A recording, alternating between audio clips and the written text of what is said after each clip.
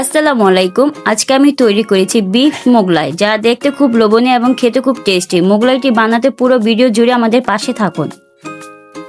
তারপর পেঁয়াজ কুচি, টমেটো এবং কাঁচামরিচ কুচি, 1 কাপ আটা, পরিমাণ মতো কড়াইতে তেল দিতে হবে।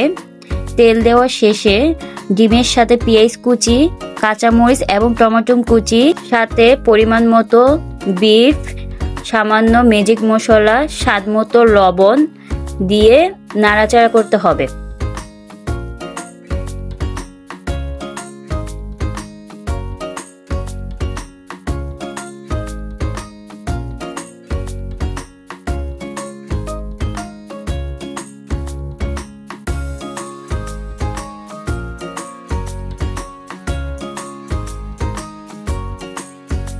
তারপর কড়াইতে তেল গরম হওয়ার পরে মোগলাইটা ছেড়ে দেবেন। এক পিঠ ভাজা হলে আরেক পিঠ উল্টে নিতে হবে।